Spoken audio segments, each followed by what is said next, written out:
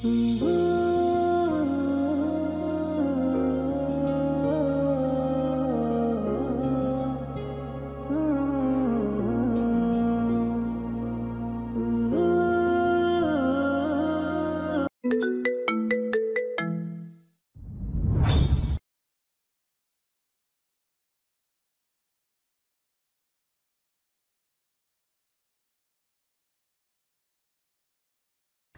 মেঘ মেঘ রে তুই জানাও রে আমার বন্ধু থাকে যে শহরে। ও মেঘ মেঘ রে তুই বলিস বন্ধু রে আমি আজও ভালোবাসি যে তারে।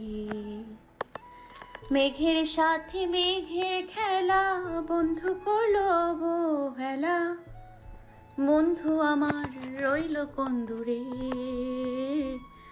আমি আজও ভালোবাসি যে তারে। ও মেঘ মেঘ রে তুই জানাও রে আমার বন্ধু থাকে যে শহরে। উড়ে র উচ্চারণের আগে ঠাস করে 1.5 কেজি ওজনের একটা থাপ্পড় মারল এরিতার গালে তার মা আয়েশা সুলাইমান। ফর্সা মুখটা রাগে লাল হয়ে গেছে। আগেরবার থাপ্পড়ে যে দাঁত নড়েছিল এইবার নিশ্চিত সেটা উঠে যাবে। আম্মু, আমি কি সত্যিই তোমার নিজের মেয়ে? বলে গালে হাত দিয়ে টলমল চোখে জিজ্ঞেস করলো এরিতা। স্কুলে কলেজের সবাই কত প্রশংসা করে আমার গানের, আর তুমি শুধু মারো। আমাকে কোন অরফান থেকে আনছো সত্যি করে বলো তো? তুই কলেজেও গান গেয়েছিস? বলে টেবিলের উপর থেকে স্টিলের স্কেল নিয়ে তেড়ে এলো এরিতার দিকে। এরিতা জানে আজ তার পিঠের ছাল উঠবে, তবুও তার মার থামবে না। ভেবেছিল আজ এত বছর পর খণ্ডিত পরিবারটা এক হতে চলছে, এই খুশিতে গান গাওয়াই যায়। হয়তো আয়শা কিছু বলবে না। কিসের কি? এই দরজাল মহিলা বদলাবার নন। দাদির কথাই ঠিক, এখন একমাত্র দাদি পারে তাকে বাঁচাতে। দৌড়ে দাদির ঘরে ঢুকে দরজা আটকে পেট ধরে হেসে লুটুপুটি খাচ্ছে রীতিমতো। খাটের উপর বসা হাফেজা বেগম জিজ্ঞেস করলেন, আবার গান গাইছিস না সন্না? তোর তেল কমানোর মানুষ আনতাছি, দাঁড়া, তোর একা রাজত্বের দিন শেষ। এই বাড়িতে একমাত্র দাদি এরিতাকে স্বর্ণ বলে ডাকে, আর একজন ডাকতো দাদি বলেছে। এরিতার মনে নেই কে সে। আমার জীবন ধ্বংস করে দিয়েছে এই গান, তবু এই অসভ্যমের লাজ নেই, সেই পথেই হাঁটছে বলে গজগজ করতে করতে বন্ধ দরজার বাহির থেকে চলে গেলেন আয়শা। খবরদার আমার নাতনির ওপরে খারাপ ব্যবহার করবা না বউ। বাড়িতেই গান গাইছে, তোমার মতো এরিতার দিকে তাকে চুপ হয়ে গেলেন। তার সেই দিকে খেয়াল নেই। দাদির পানের বাটি থেকে মৌরি দানা খুঁটে খুঁটে খাচ্ছে। দাদি, আম্মু আজ আমাকে খালাদের বাড়ি রেখে আসবে বলেছে। দেখো, অন্য সময় কত যেতে চাই, একদম কানে নেয় না, অথচ পরীক্ষার বাকি মাত্র কয়েকদিন, এখন যাওয়ার কত তাড়া দিচ্ছে। আজ জেঠুরা আসবে, অথচ আমাকে বলছে যতদিন তারা থাকবে আমাকে খালাদের ওখানেই থাকতে হবে। একটু থেমে আবার বলে, সত্যি আমার আর আম্মুর জন্য তোমার সংসার খণ্ড খণ্ড হয়ে গেছে দাদি। আমি না হয় দুষ্টুমি করে ভাইয়াকে কামড় দিয়েছিলাম, আম্মুর কি দোষ দাদি? প্রায় কান্না করে রাতে। কোথাও যাওয়া লাগবে না তোর, গেলে অন্য কেউ যাক। হন, আপন মানুষই গুসা করে, যার ওপর ভালোবাসা বেশি অভিমানও তার ওপরে বেশি। আমার বড় পোলা তোর দাদা আর রায়হানের ওপর রাখছিল, তারপর আবার তোর সাথে বড় দাদু ভাইয়ের একটা ভুল বোঝাবুঝির জন্য বড় বউ রাগ করে বিদেশে পাড়ি দিছিল। আমি আজ আসি কাল নাই, তাই হালকা অসুস্থের বাহানায় ব্ল্যাকমেল কইরা তাদের রাজি করাইছি পুরা পরিবার সহ আসার জন্য। আমার দাদু ভাই বছর থেকে শুইতে পারি না, হেই গেন্দাকালে দেখছি। আমার নিঃশ্বাস বন্ধ হয়ে গেলে আমার পোলাগড়ে ভাঙা সম্পর্ক আর জোলা লাগবো না, আমি জানি। বলে বৃদ্ধা চোখ মুছলেন। আমার আয়ু তোমার হোক, তোমাকে ছাড়া আমারও নিঃশ্বাস বন্ধ হয়ে যাবে। এসব কথা আর মুখেও বলবা না, তাহলে তোমার পিঠ মেজে দিব না, পায়ের নখও কেটে দিব না, বুঝলা? আর প্রায় প্রতিদিন যে তুমি ভাইয়াদেরকে ভিডিও কলে দেখো, সেটা কি? আর তোমার ছেলেরা তোমার মতোই জেদি, বুঝছো? 15 বছরেও মান ভাঙে না। বাবারে বাবা। আপুই তাড়াতাড়ি ব্যাগ গোছগাছ করতে বলেছে আম্মু, খালু আসতেছে তোমাকে নিতে। দরজার বাহির থেকে জোরালো আওয়াজে বলে চলে গেল এরিতার ছোট ভাই এহফাজ। দেখেছো দাদি, আমি আজ যাব না, জেঠুদের সাথে দেখা করে কাল যাব। আম্মুকে বললে লাভ হবে না, কাল আমাকে কসম দিচ্ছে না গেলে মরা মুখ দেখব। তুমি আব্বুকে বলো প্লিজ। এরিতা হাফেজা বেগমের হাত ধরে অনুনয় করে বলে, তোর আব্বু কি এখন আমার কথা শুনবো? এক সময় একটা ধমক দিলে খাড়াইয়া দিত, আর এখন তোর আম্মু যা কয় হেইরাই করে। বাগের নাহান পোলাটা আমার বিলাইয়ের মতো ম্যাও ম্যাও করে। বলে দীর্ঘশ্বাস ফেললেন বৃদ্ধা। ফিক করে হেসে দিল এরিতা। এরই মধ্যে আয়শা এসে আবার তাড়া দিল। এরিতার খালু ইবাদত হোসেন চলে আসছেন। অসহায় চোখে তাকায় দাদির দিকে। আজকা যা, কয়দিন থাক, এইদিকে একটু ঠান্ডা হোক, তখন আমি তোরে আনার ব্যবস্থা করবো। আমি থাকলে কি গরম হয়ে যাবে সব? আমি তো তাদেরকে দেখিই নাই কখনো। 4 বছর বয়সের কথা কিছু মনে নাই আমার। মামুনি এখনো আমাকে ঘৃণা করে মনে হয়। বলেই উঠে দরজা খুলে বের হয়ে গেল। করুণ শোনালো এরিতার কণ্ঠ। অরুণের বিদায় বেলা, তিমিরের আগমনের ঠিক আগে তালুকদার বাড়ি থেকে মধ্যবয়স্ক এক ভদ্রলোকের বাইকে বসে বেরিয়ে গেল এক যুবতী। ঠিক তখনই হোয়াইট টয়টো ল্যান্ড ক্রুইজার প্রবেশ করলো বাড়ির ভেতরে। মফস্বল শেরপুর শহরের অদূরে তালুকদার বাড়ি। 3 কাঠা জায়গা জুড়ে বাড়িটি আগে ছিল টিনের ঘর। ভাগ্য ঘুরে যাওয়ায় রায়হান তালুকদার টিনের ঘরকে 3 তলায় রূপান্তর করেছেন। নিচতলা পুরোটাই ড্রয়িং, ডাইনিং, রান্নাঘর আর 2টা গেস্ট রুম। দোতলায় সবার বেডরুম, আর 3 তলা পুরোটাই 1 ফ্লোর। সেখানে রায়হানের কাপড়ের দোকানের এক্সক্লুসিভ পণ্যগুলো রাখা হয়। তালুকদার ভিলায় এরিশরা এসেছে আজ 2 দিন। 70 ঊর্ধ্বের বৃদ্ধা হাফেজা বেগম 2 নাতি এরিশ আর এজাজকে পেয়ে কেঁদেছেন ঘণ্টাখানেক। কাঁদতে কাঁদতে বিপি হাই হয়ে যাওয়ায় ওয়েলকাম পর্ব ঠিকঠাক মতো হয়ে ওঠেনি। সবাই হাফেজা বেগমকে নিয়ে ব্যস্ত হয়ে পড়ে। আয়শার সাথে মিতার শুধু সালাম দেওয়া নেওয়া হয়েছে এইটুকুই। ভাইয়ের এখনো কথা হয়নি। কাল আসবে বাড়ির ছোট ছেলে রাসেল তালুকদার আর তার গর্ভবতী স্ত্রী রদিশি। রাসেল আর্মিতে আছে ময়মনসিংহ সেনানিবাসে। সবার মাঝে জড়তা, সাথে অনেক দিনের দূরত্ব, সম্পর্কের মাঝে বিস্তার একটা গ্যাপ থাকলেও এফাজের সাথে 2 বড় ভাইয়ের সম্পর্ক মাখো মাখো। বিশেষ করে এরিশের সাথে। এরই মধ্যে কেউ এরিতার কথা উচ্চারণ না করলেও আড়ালে আবডালে সবাই খুঁজে ফিরেছে। বিশেষ করে একজোড়া চোখ কাতরাচ্ছে যেন। চৈত্র মাসের মাঝামাঝি সময়। দিনের বেলায় মাটি ফাটা রোদ, কিন্তু ভোরটা স্নিগ্ধ কোমল বাতাসে অনুমন শীতল করে দেয়। ভোর 5:30টায় ফ্রি হ্যান্ড এক্সারসাইজ করছে 2 ভাই এরিশ আর এজাজ। শারীরিক গঠনের দিক দিয়ে 2 ভাই একই, তবে এরিশ সব কিছুতে পাংচুয়াল আর সিরিয়াস, তাই তার ফিটনেস বেশি চমৎকার। এজাজকে প্রতিদিন মোটামুটি সব কাজই জোর করে করাতে হয়। তার চিল লাইফকে 12টা বাজিয়ে দেয় তার বড় ভাই আর মা। তার শরীরের প্রতিটা পার্ট ফুর্তির মাস্তি দিয়ে তৈরি। গান বাজনা, বন্ধু বান্ধব, party, bike race, long drive আর 2-3টা গার্লফ্রেন্ড নিয়েই তার লাইফ। অপরদিকে এরিশ কমপ্লিট অপোজিট পারসন। দুনিয়ার সবার সাথেও প্রাণ খোলা হলেও নিজ গৃহে, বিশেষ করে তার মামুনি মিতার সাথে হুহা ছাড়া কথা বলে না। বন্ধুর ক্ষেত্রেও বিশেষ বাস বিচার তার। 27 বছর বয়সের রিলেশনের সংখ্যা 2, সেটাও মিতা আক্তারের বেশ কয়েকবার ব্লাইন্ড ডেট। প্যারেন্টসরা ছেলে মেয়ে পছন্দ করে কোনো রেস্টুরেন্টে ডেটে পাঠানো হচ্ছে ব্লাইন্ড ডেট। পাঠিয়েছিলেন বলেই সম্ভব হয়েছে। সেই ডেটগুলোর মাঝে 2টা মেয়ের সাথে কিছুদিন কথা হয়েছে। এই অফিসিয়ালি সেটা আসলে রিলেশনের কাতারে পড়ে না বোধহয়। এরিশ পেশায় আর্কিটেক্ট। রাজু তালুকদার মানে এরিশের বাবাও আর্কিটেক্ট। এজাজ বেশ কয়েকবার ড্রপ আউট করায় কিছুদিন আগে টেনে টুনে গ্রাজুয়েশন করেছে। তার ধ্যান ধারণা কিছু অন্যই। ব্রো, মোজো কাকুর না একটা মেয়ে আছে, সে কোন গর্তে লুকিয়ে আছে 2 দিনেও দেখলাম না। আমার অল্প অল্প মনে আছে, নাকে অলওয়েজ সর্দি থাকতো, আর তোর জন্য পাগল ছিল। আমি কাছে গেলেই থুতু দিত। ডান হাত দিয়ে বাম হাতের মাসাজ করতে করতে বলল Ejaz.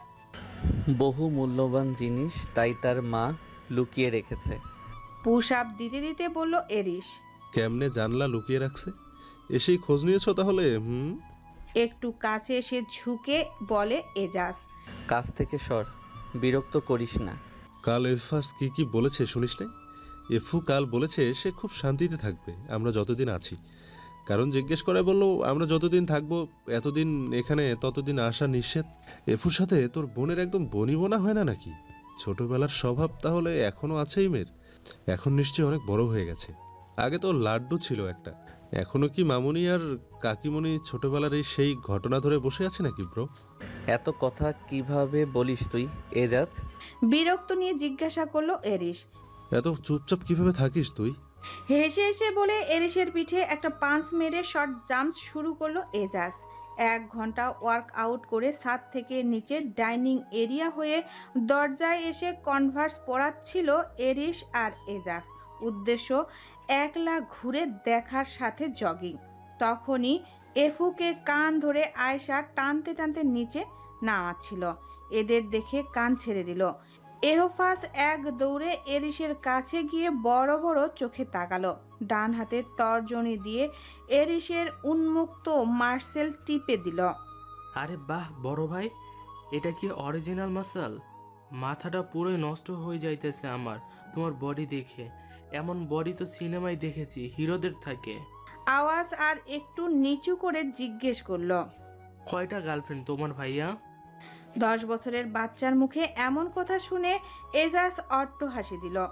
Excuse me little bro, look at this. বলে নিজের হাতের মাসল ফুলিয়ে দেখাচ্ছে এজাজ। ওয়াহ, তোমারটাও জোস তো। আমাকে একটু ট্রেনিং দিও প্লিজ। কেউ আমাকে পাত্তা দেয় না। এমন বডি বানাবো সবাই হা করে চেয়ে থাকবে তখন। বলে নিজের নাদুস নুদুস শরীরটা দেখতে লাগলো। এখন তোর ঘুম কই গেল এফু? হুজুর আবার যদি বিচার দেয় তোর পিঠে ছাল উঠাবো আমি। বলতে বলতে কাছে এসে হাত ধরলো আয়শা। আমু প্লিজ, মক্তবে যাওয়ার মেলা সময় পাবো, ভাইয়াদের বেশি দিন পাবো না, কিছুদিন মাফ করে দাও। প্রমিস, ট্রেনিং শেষ হলে কোরআন শরীফ খতম দিব। কিসের ট্রেনিং? এরিস আর এজাজের দিকে আঙ্গুল দিয়ে দেখিয়ে বলল, এমন বডি বানানোর ট্রেনিং। এই তোর বয়স হয়েছে, খালি পাকনামি, তাড়াতাড়ি যা বলছি। এক লাফে হাত ছাড়িয়ে এরিসের পেছনে গিয়ে লুকালো। থাক কাকিমণি, আজ ছেড়ে দাও, ওকে নিয়ে এলাকা ঘুরে আসি। বলে চ্যাংদোলা করে উঠে বেরিয়ে এলো এরিস। প্রচণ্ড বাদর এই ছেলে, দেখো সামলাতে পারো কিনা। বলে রান্নাঘরে চলে গেল আয়শা। হেঁটে ফেরার পথে এক সুপার শপের সামনে দাঁড়িয়ে এরিস এজাজকে পানি আনার জন্য বলল। তাদেরকে থামিয়ে দিয়ে অপেক্ষা করতে বলে এক দৌড়ে 2টা পানির বোতল আর একটা চিপস নিয়ে হাজির এহফাস। তোর কাছে টাকা ছিল? প্রশ্ন করলো এজাজ। এই সুপার শপে আমার টাকা লাগে না। আপুয়ের বিয়ের আগ পর্যন্ত সব ফ্রি। আর বিয়ে যদি রৌদ্র ভাইয়ার সাথে হয় তাইলে তো আজীবন ফ্রি। বড় গর্বের সাথে বলল এহফাস। এডি তার বয়ফ্রেন্ডের সুপার শপ। এটা রাগের সাথে জিজ্ঞাসা করলো এরিস। আরে না, আপু এর গাড়ির কয়টা মাথা আছে যে বয়ফ্রেন্ড বানাবে? আম্মু জানলে কচু কাটা করবে তাকে। আসলে আপুর মাথা মোটা হলো এলাকার সেরা সুন্দরী, তাই আমি এলাকার জাতীয় শালা। বোন উইথ বেনিফিট, পুরোটাই আমি লুটে নেই। যদিও মাঝে মধ্যে ধরা পড়ে যায়, তখন আমাকে রামধোলাই করে আপুই নিজে। তবে যারা গিফট দেয় তাদেরকে আগেই বলা আছে আপুই কিছু জানে না, একে বিরক্ত করলে বোন বিয়ে দিব না। চিপস খেতে খেতে এক মনে আওড়াচ্ছে এহফাস। ব্রো তোর আর কিছু বলার আগেই এরিস কিক মারলো এজাজের পায়ে। সরি, এটা তো বিরাট চিজ ব্রো, আমাকেও ছাড়বে বয়সকালে। আচ্ছা তোকে ট্রেনিং দিলে আবার আমাকে দুলাভাই বানাতে চাইবে না তো? ইয়ার্কি সুরে এজাজ বলল। এরিস চোখ রাঙালো এজাজকে। না, তোমার চান্স নেই। আম্মু আপুকে সেদিন প্রমিস করিয়েছে তোমাদের সামনে না আসতে, দেখাই হবে না তোমাদের। No chance. তোর বোনকে কিডন্যাপ করে ইংল্যান্ড নিয়ে চলে যাব আমরা। স্টপ এজাজ, আজ বিকেলে এক জায়গায় যাব, তুইও যাবি, রেডি থাকিস। না ব্রো, আজ বিকেলে পসিবল না। এনার বার্থডে, ভিডিও কলে অ্যাটেন্ড করা লাগবে। এমনিতে লং ডিস্টেন্স রিলেশন, তারপর আবার রাশিয়ান পড়ি, একটু যত্ন না দিলে ব্রেকআপ করে দেবে। 2 দিন পর তুই নিজেই তো ব্রেকআপ করবি। দুই ভাইয়ের কথা খুবই মনোযোগ সহকারে গিলছে এহফাস। কথায় কথায় কখন চলে এসেছে বাসায় সেদিকে তার হুঁশ নেই। দ্বিপ্রহর শুরু। খাবারের সময় তালুকদার বাড়ির সবাই ডাইনিং টেবিলে উপস্থিত, শুধু এরিতা ছাড়া। হাফেজা বেগমের ধৈর্যের বাঁধ আজ ভেঙে গেছে। সকাল থেকে কয়েকবার আয়শার সাথে রাগারাগি করেছে, কিন্তু এই মেয়ে জন্মের তেরা, বয়স্ক মানুষের কথা কানেই নিচ্ছে না, তাই ফোন দিয়ে এটেছে সবার সামনে কথা উঠাবে। সবাই আছে, তবুও বাড়িটা শোভাহীন হয়ে আছে। বলেই দীর্ঘশ্বাস ফেললেন বৃদ্ধা। আপুই নাই যে তাই। পুট করে এহফাস বলে উঠল। গলা খাকরি দিলেন রাজু তালুকদার। শোনো আয়েশা, দুজনেই ছোট ছিল, সেটাও বহু বছর আগে। ওইসব এখন আর না ধরে দিতুকে বাসায় আনো। এই জিনিসটা খুবই খারাপ দেখাচ্ছে। আয়েশা মিতার দিকে তাকালেন, ওনার ভাবমূর্তি বোঝার চেষ্টা করছেন। মিতা মনে হয় বিষয়টা ধরতে পারল, তাই সেও একই সুরে বলল, হ্যাঁ, আগের বিষয়টা এখন আর না উঠানোই ভালো। এদিতা ফিরে আসুক, আমরা আছি আর কিছুদিন। আমার বড় বোন একটু অসুস্থ, তো তাই ওনার কাছে রেখে দিয়েছি দিতুকে। আমতা আমতা করে বলল আয়েশা। স্বর্ণ কি ডাক্তার? হ্যাঁ, তাছাড়া তোমার বড় বোনের মাইয়া অনু আছে, জামাই আছে। আমার নাতনি কেন মানুষের বাড়ি পইরা থাকবো? এক্ষুনি ফোন করো। বড় অধৈর্যের সাথে হাফেজা বেগম বলে ফেললেন, আচ্ছা, কাল আমি গিয়ে আনবো। রায়হান তালুকদার বলে খাওয়া শেষে উঠে গেলেন। এতক্ষণ নীরব দর্শক হয়ে এরিস আর এজাজ সব উপভোগ করলো শুধু। এদিকে এহফাসের মনে আকাশ কালো মেঘের ঘনঘটা। অতি নিপুণ্য একটা অঘটন সে ইতিমধ্যে ঘটিয়ে ফেলেছে, যা এরিতা দেখলে তার কল্লাটা পাগলা বাবার মাজারের উৎসর্গ করবে নিশ্চিত। এরিতা আজ 4 দিন থেকে খালাদের বাসায়। তার নানা বাড়ির এই একমাত্র খালাই তাদের সাথে যোগাযোগ করে। 2 মামা আর নানু আছে, তবে তাদের সাথে সম্পর্ক নেই। কেন নেই সেটা এরিতাকে কেউ বলে না। এত বছর জিজ্ঞেস করে করে সে এখন ক্ষান্ত। দিতু, তাড়াতাড়ি করো, বের হব। বলে নিজের হিজাব বেঁধে দিল এরিতার খালাতো বোন অনুশ্রী। এরিতাকে কাছের সব আত্মীয় স্বজন দিতু বলেই ডাকে।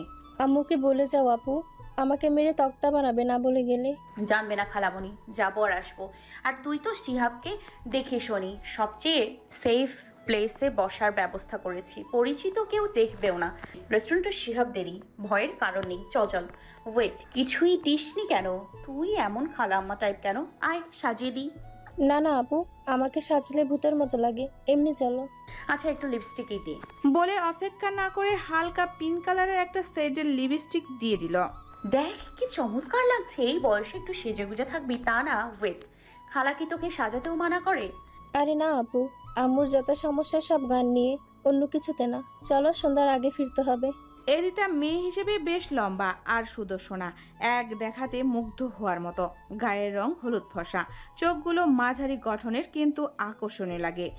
এর অন্যতম কারণ নেত্রপল্লক বাঁকানো আর জোড়া চিকন আইব্রুর সাথে চিকন নাক। তবে ঠোঁটগুলো ফোলা স্বাভাবিক হলেও নিচের ঠোঁটে একটা ডিপ্লো আছে, যা চেহারা মায়াবী করার অন্যরকম আরেকটা কারণ। চুলের কারণে ওর সৌন্দর্য আরও বেশি। এক পিঠ ঢেউ খেলানো চুল, না স্টাইল না কার্লি, সেটা কেবল আত্মীয় স্বজনই জানে। হেজাব বর্গা মাস্ক ছাড়া বের হওয়া মানা বাড়ি থেকে। তবে আজ অনুশ্রীর জড়াজড়িতে লেভেন্ডার কালারের একটা 3 পিস পরে বের হয়েছে। এই জন্য কাচুমাচু করতে করতে রেস্টুরেন্টে প্রবেশ করলো ওরা। একদম কর্নারের টেবিলে অনুশ্রীর আরও 2 জন বান্ধবী ওদের জন্য অপেক্ষা করছিল। অনুশ্রীর বসার কয়েক মিনিট পর শিহাবও এলো। টুকটাক স্ন্যাক্স অর্ডার করে ওরা গল্প করছিল। এর মাঝেই শিহাবের একটা ফোন আসায় ওদের বসতে বলে উঠে ফিরে এলো মিনিট 5 পর, কিন্তু সাথে শিহাবের আরও 3 বন্ধু। এরিতার চোখ দরজার দিকেই ছিল। হঠাৎ বুক ধক করে উঠল ছোটোখাটো একটা পাহাড়ের মতো ধূসর রঙা ওভার সাইজ টি শার্ট আর কার্গো প্যান্ট পরা উজ্জ্বল শ্যামলা এক পুরুষকে দেখে। মাথা ভর্তি চুল, ব্ল্যাক ব্রাশ করা, নাকটা জানান দিচ্ছে আত্মমর্যাদার ধার। অত্যন্ত ধীরে, খুবই স্বস্তির সাথে হেঁটে এদিকে আসে। এভাবে যারা হাঁটে তাদের কনফিউজড লেভেল দেশে 10, সে এক বাইরে পড়ছে।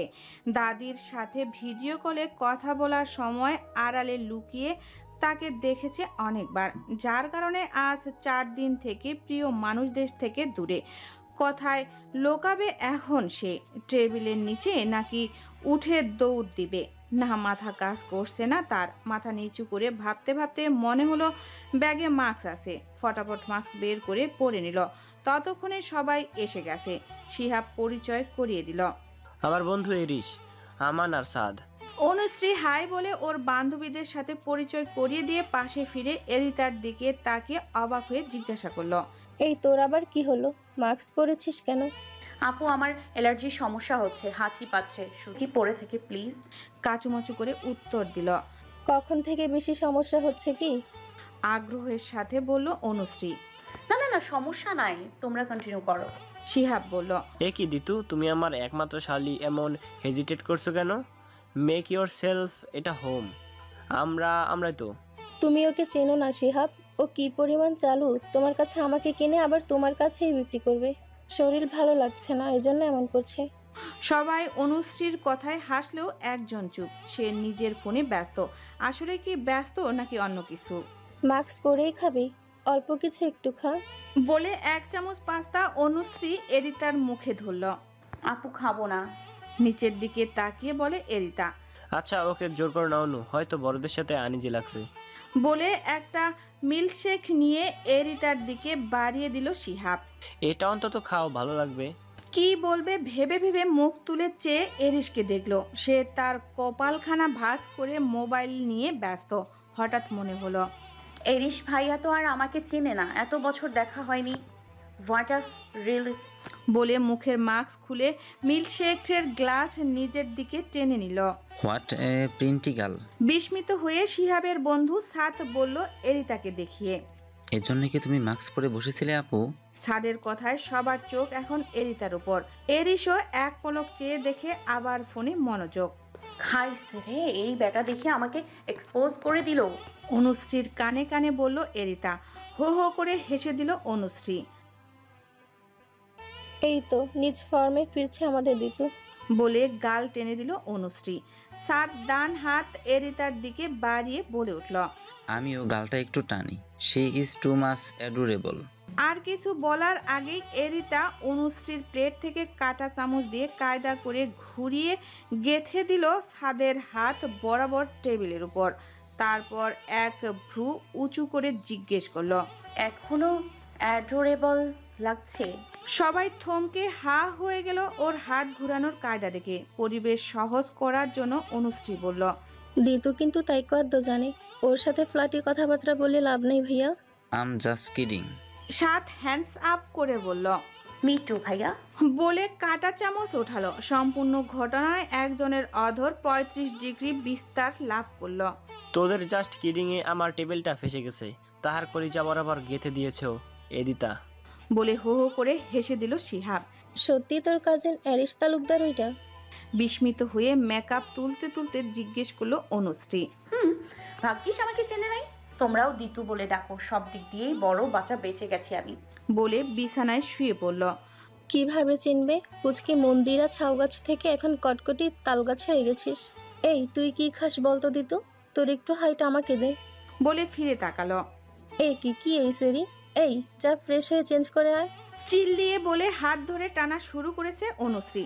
4 ফিট 10 ইঞ্চি অনুশ্রী কি আর 5 ফিট 6 ইঞ্চির কাউকে নড়াতে পারে? আপু আমার হার্টবিট তখন থেমে গেছিল জানো। দাদির বলা উল্টা পাল্টা কথা মাথায় ঘুরছিল শুধু। বুড়িটা আমাকে ভালো হইতে দিল না। বলে পাশের কোলবালিশকে ঘুরিয়ে একটা কিক মারলো। আরেকটা মারতে যেতেই অনুশ্রী দ্রুত সেটা কেড়ে নিল আর আদেশ ছুড়ে বলল, যা ফ্রেশ হয়ে আয়। এটা আমার কোলবালিশ, তোর জামাই না যে ইচ্ছা মতো টর্চার করবি। নো নো নো, আমার জামাইকে তো ভালোবাসার টর্চার করব। বলে চোখ মেরে হাসলো। রাত 11:15। শতাংশের উপর মেন রোডের গেট বরাবর তালুকদার বাড়ির সব ঘরের আলো এখনো জ্বলছে। সবাই খেয়ে যে যার রুমে। আয়শার রান্নাঘরে কাজে ফিনিশিং দিচ্ছিল আর হেল্পিং হ্যান্ড বানুকে কাল সকালের রান্নায় কি কি রেডি করে রাখবে বুঝিয়ে দিচ্ছে। এরিসের রুমে এজাজ একটা কিছু নিয়ে আলোচনা করছিল। তখন এহফাজ বগলে একটা ছোট্ট বালিশ নিয়ে দরজায় নক করছে আর ডাকছে, বড় ভাইয়া। আবার ডাকছে, গুরু। এখন ডাকলো, ওস্তাদ। এজাজ দরজা খুলে দিল। এহফাজ একবার তাকে রং নাম্বার বলে চলে যাচ্ছিল। এজাজ শার্টের পেছনের টেনে আটকিয়ে বলে, কিসের রং নাম্বার? বসের রুমে আসছি, কিন্তু এটা তো তোমার রুম। কামিন এফু, আমি ভেতরে। এরিস বলল। এজাজকে পাশ কাটিয়ে বালিশ নিয়ে এরিসের বিছানায় ধপ করে শুয়ে পড়ল। আজ আমি তোমার সাথে ঘুমাবো। আমি একা ঘুমাতে পারি না, আপুই নাই, তাই আম্মুর সাথে ঘুমাই। কিন্তু আজকে আব্বু আমাকে গেট আউট করে দিয়ে বলেছে দাদির ঘরে ঘুমাইতে। তো এটা কি দাদির ঘর? এজাজ ব্যঙ্গ করে বলল, দাদি আমাকে দূর দূর করে তাড়িয়ে দিয়েছে। কোন ছোটবেলায় একবার পি করে দিয়েছিলাম বিছানায়, সেটাই ধরে বসে আছে। বাথরুমে গিয়ে চিপে চিপে হিসু করে আয় যা, না হলে ব্রোর বেড তুই ভাসিয়ে দিবি। দুজনের কথায় এরিস মুস্কি হেসে উঠে এহফাজকে ওঠালো আর বলল, ভয় কেন পাই স্ট্রং ম্যান? পুরুষরা ভয় দেখায়, কারো ভয় দেখে না। এমনিতে আমি কাউকে ভয় পাই না, আপুকেই ছাড়া। কেন, আপুই কি বেশি উত্তম মধ্যম দেয় নাকি? এরিস নিষ্পলকভাবে জিজ্ঞেস করলো। না, একবার তার একটা নোটবুকের পাতা ছিঁড়ে নৌকা আর বিমান বানিয়েছিলাম। এই জন্য একটা বাটারফ্লাই কিক মেরে চাপার দাঁত ফেলে দিয়েছিল। এই দেখো। গাল টেনে হাঁ করে দেখল। সাংঘাতিক তো, এই মাইয়া অবশ্য বাইবর্ন এমনই উপহাস করে। এজাজ বলে উঠল। এরিস বলল, তারপর কি হয়েছিল? কি আর হবে, আম্মুর হাতে চটকানা খেয়েছে আর পুরো একদিন খেতে দেয়নি। তো স্যার আপনি পারেন না বাটারফ্লাই কিক? এরিস জিজ্ঞেস করলো। আমার ছোট ছোট পা আপু এর চোপা পর্যন্ত লাগাল পায় না, তবে আমিও পারি। দুইজন একসাথে প্র্যাকটিস করেছি 2 বছর মার্শাল একাডেমিতে। চোপা কি রে এফু? এটার বাংলা ডিকশনারি বেশ কর করে। লে মাথায় টোকা দিল এজাজ। এজাজ, বাচ্চাদের সাথে এই টোনে কথা বলা বাদ দিবি না তুই? ইটস ওকে ভাইয়া, এজাজ ভাইয়াকে আমার ভালো লাগে, তবে তোমাকে বেশি ভালো লাগে বলে। ফার্স্ট ক্লাস একটা হাসি দিল এফু বাবু। সবাই একসাথে হেসে উঠল। যে দেবতা যে ফুলে তুষ্ট, বুঝলা ব্রো? গভীর কূপ, না আছে তল, না আছে কোনো রশির সিটি ফোটা। পরিচিত একজোড়া হাতের ধাক্কায় পতিত হলো হেথায়। দাদি বলে চিৎকার দিয়ে ধরপড়ে বিছানায় উঠে বসলো এরিতা। কোনটা ঘামের পানি আর কোনটা চোখের পানি বোঝা যাচ্ছে না। চারপাশে তাকিয়ে দেখলো সকাল হয়ে গেছে। চিৎকারে অনুশ্রী আর তার মা দৌড়ে এলো। মিসেস ইবাদত অতি ব্যস্ত হয়ে জিজ্ঞেস করলো, কি হলো? সকালবেলায় ভয় পেলি কেন? দুঃস্বপ্ন দেখেছিস মা? এই অনু, ঠান্ডা এক গ্লাস পানি আন যা। পানি লাগবে না খালামণি, ফ্রেশ হব। দুঃস্বপ্ন কিনা জানি না, তবে পরিচিত স্বপ্ন। ছোট থেকেই এই স্বপ্ন দেখে আসছি। আম্মুকে একটু ফোন দিও তো। আর কতদিন থাকা লাগবে এখানে? মনমরা হয়ে বলে উঠল। ওয়াশরুমে ঢুকে গেল এরিতা। সকালের ব্রেকফাস্ট শেষে চা খাচ্ছিল অনুশ্রীরা। তখনই কল এলো আয়েশার। হ্যালো, আসসালামু আলাইকুম আপা। ওয়ালাইকুম আসসালাম। তোকে একটু পর কল দিতাম। দিতু 2 দিন থেকে মন মরা হয়ে আছে। ওর মনে হয় এখানে আর ভালো লাগছে না। তোদের গেস্টরা কতদিন থাকবে? আর কতদিন থাকবে জানি না, তবে এদিতাকে আজ বিকেলে ওর আব্বু আনতে যাবে। অনুষীকেও পাঠিয়ে দিও সাথে। সে কি যেন ঝামেলা ছিল, মিটেছে সেটা? অনেক বছরের ব্যাপার, ওরা মনে রাখেনি। আমি হয়তো বেশি বেশি ভেবেছি। মনে না রাখলে এত বছর আসেনি কেন? দাদা ভাই এসেছিলই তো। আব্বা মারা গেলে 7 দিন থেকে গেছে। 3 বছর আগেও একবার আম্মাকে এসে দেখে গেছেন। এইবার সহ পরিবারে আসছে আর কি। অনু যেতে পারবে না, ওর হবু শাশুড়ি আসবে আজ বিকেলে। অন্য এক সময় যাবে। আয়ু শোন না, আব্বার শরীর ভালো না। না বলার আগেই লাইন কেটে দিল আয়শা। দীর্ঘশ্বাস ফেললো আমিনা। সম্পর্কগুলো হয়তো আর ঠিক হবে না কোনোদিন। চৈত্রের সকালটা যেন পোড়া ঝলসানো জেলখানা রুটি। অরুণের ওঠার পর পরে দুপুর শুরু হয়। গরমের এই মাসগুলোতে সকালের যেন ছুটি। সকালের উপস্থিতি থেকেও নেই। তাই তো সবার তারা থাকে দুপুরের আগে বাহিরের কাজ করে ফেরা কিংবা দুপুরের পর সব শিডিউল রাখা। তেমনি ব্রেকফাস্ট করে এরিস, এজাজ আর রাজু তালুকদার আজ ঢাকার উদ্দেশ্যে রওনা দিবে।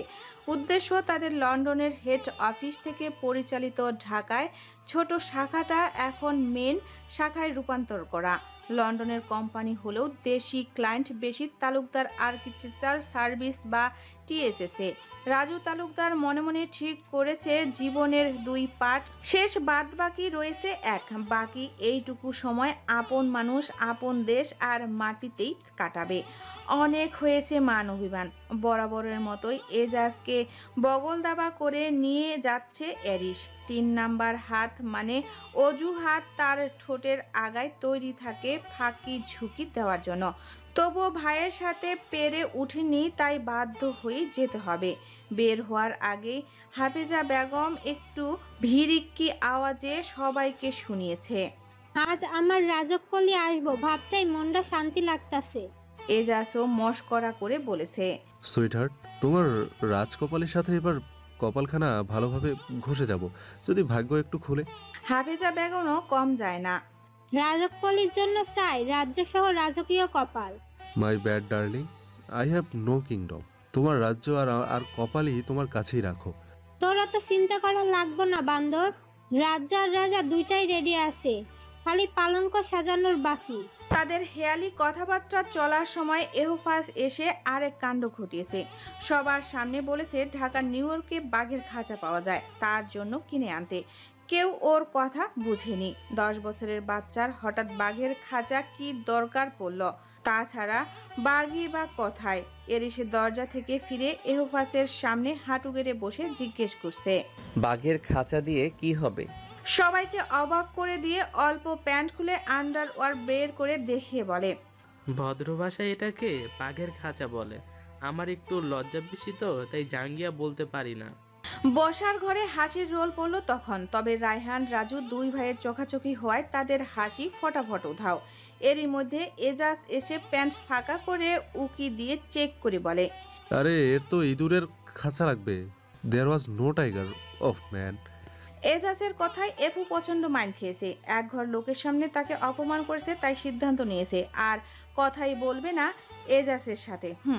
গজনী অবকাশ বাংলাদেশের শেরপুর শহরের ঝিনাইগাতি উপজেলা কাংসা ইউনিয়নের গারো পাহাড়ের পাদদেশে অবস্থিত। এর উত্তরে রয়েছে ভারতের মেঘালয় রাজ্য। গজনী অবকাশ কেন্দ্রটি প্রায় 90 একর এলাকা জুড়ে বিস্তৃত। গজনী অবকাশ কেন্দ্রের চোখে পড়বে সবুজ গাছপালার সারি, লতাপাতার বিন্যাস, ছোট বড় টিলা, উপজাতিদের ঘরবাড়ি ইত্যাদি। এখানে প্রধান প্রধান গাছপালার মধ্যে রয়েছে শাল, সেগুন ও গজারি গাছ। এই অঞ্চলের অধিকাংশই নিম্ন মধ্যবিত্ত। মৌলিক চাহিদাও এখানে পূর্ণ হতে চায় না ঠিকঠাক করে। সেখানে 3 মাস আগে সিক্রেট সাইবার নিরাপত্তার আইন পরিদর্শন টিম এসে এই এরিয়ায় একটা কাঙ্ক্ষিত সিগন্যাল পেয়েছে। 4টা ডিভাইসের মাঝে 3টা ভ্যানিশ হয়ে গেছে ক্রাইম করার সাথে সাথে। কিন্তু একটা সিগন্যাল হঠাৎ পাওয়ার আশা আলাদা দেখছে টিমএস, এবং সেই উদ্দেশ্য 8 সদস্যের একটা সিক্রেট টিম গঠন করে অনুসন্ধান শুরু করেছে ইতিমধ্যে। এবং এটা গভর্নমেন্টের কোনো এজেন্সি না, প্রাইভেট এই এজেন্সিকে গভর্নমেন্ট হায়ার করেছে তাদের এক গোপন প্রজেক্টের জন্য। অপরাধীরা যেমন ছদ্মবেশে মিশে থাকে জনসমাজে, তেমনি টিম এসদেরও নির্দেশ ছদ্মবেশে চলার। একে একে এই সিক্রেট এজেন্ট সেটা পরিবারের লোকও ধরতে পারে না।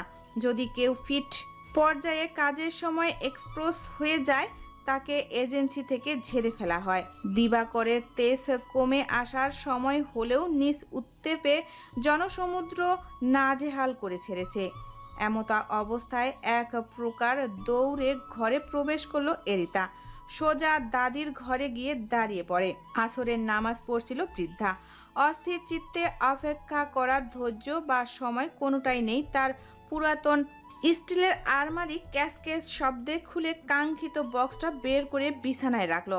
বক্সটা মেলে একটা পুরাতন কাগজ, একটা 500 টাকার নোট আর একটা আংটি বের করলো। সব হাত বুলিয়ে আবার বক্সে ভরে রাখলো। এবার শান্তি। ধপ করে বিছানায় শুয়ে পড়ল। পুরাতন খাটটা আর্তনাদ করে উঠল মনে হয়। ফিক করে হেসে উঠল এরিতা। আহা, বয়স্ক খাটটা রে, জীবন থাকলে এই বুড়ি রে আর একবারও জায়গা দিত না। আব্বু কতবার বদলিয়ে দিতে চেয়েছিল, কিন্তু স্বামীর স্মৃতি বলে বলে ধুকে ধুকে মরছে, তবু ক্ষমা দিচ্ছে না। নিচ থেকে এহোভাসের আনন্দ উল্লাস শোনা যাচ্ছে। এর মানে হলো ছোটবাবু আসছে। ফটাফট উঠে দৌড়ে যথাস্থানে পৌঁছে দেখলো রাসেল আর রোদেশি এসে সোফায় বসেছে। বানু ঠান্ডা শরবত দিচ্ছে ওনাদের। এরিতা এক ছুটে রাসেলকে সালাম দিতে দিতে রোদেশির পেটের কাছে হাঁটু গেড়ে বসে পড়ল। আয়শা সাথে সাথেই ধমক দিল, এখনো বাচ্চা আছিস দিতু, আর রোদের আশেপাশে একদম লাফালাফি করবি না কিন্তু। এই সবে এরিতার ধ্যান নেই। সে এক মনে পেটের বাবুর সাথে কথা বলতে ব্যস্ত। হ্যালো বনু, কি অবস্থা, কবে আসবি? এসব নানান কথা। রোদেশি রাসেলের দিকে তাকিয়ে হেসে দিল এরিতার কাণ্ড কারখানা দেখে। আচ্ছা, যদি ভাই হয় তুমি আদর করবে না নিতু? রোদেশি জিজ্ঞেস করলো। না, আর ভাই চাই না, এখন উইমেন পাওয়া লাগবে।